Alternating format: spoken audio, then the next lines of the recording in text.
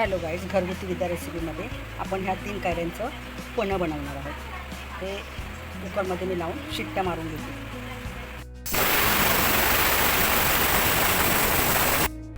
हे पहा गाईड्स, आपण गूळ बारीक करून घेतलेला आहे. ते कैऱ्या शिजवून घेतलेल्या आहेत. शिजवून त्याचा गर काढून घेतला आहे आणि हे कैऱ्याची सालसुद्धा ठेवलेली आहे. आपण ही पण ग्राइंड करणार आहोत. आणि हे अर्धी वाटी गूळ आहे आणि याच्यामध्ये 2 आल्याचे तुकडे टाकलेले आहेत. हे पहा.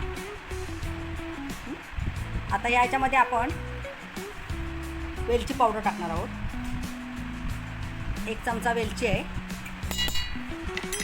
आणि थोडंसं काळं मीठ आहे. आणि ही कैरीची साल आहे, ही आपण पहिली ग्राइंड करणार आहोत. हे सगळं वाटून घेऊया गूळ टाकून मिक्सरला.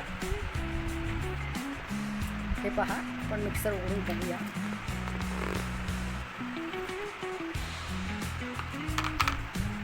अशा प्रकारे आपला पल्स मस्त झालेला आहे. मिक्सरमध्ये आपण ग्राइंड करून घेतलेलं एकदम सॉफ्ट. आता आपण बर्फ टाकून हा एक थंडगार पेय सर्व करूया. तर अशा प्रकारे तुम्ही कैरीचे पन्हं तुम्ही बनवू शकता. खूप थंडगार, गरमीमध्ये पोटाला गारवा, थंडावा होण्यासाठी अधूनमधून हे कैरीचं पन्हं मुलांना देत जावं. आपण आता बर्फ काढून फ्रीजमधून सर्व करूया. हे पहा, आपण चाळणीच्या साहाय्याने पूर्ण असं गाळून घेतलेलं आहे. तुम्ही बघू शकता, मस्त चाळणीने गाळून घेतलेलं आहे. ज्यूस खाली पडतोय. आंब्याला केसरी असते ना, त्यामुळं हा ज्यूस वाटून पुन्हा मी गाळून घेतलं आहे. आता ग्लासमध्ये टाकता कैरीचं पन्हं आपण सर्व करत आहोत. बर्फ टाकून घेऊ, पाणी टाकूया,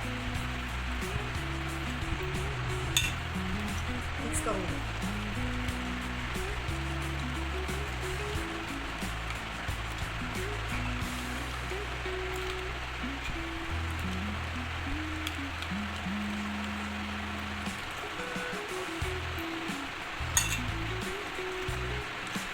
आपलं कैरीचं पन्हं पिण्यासाठी तयार आहे.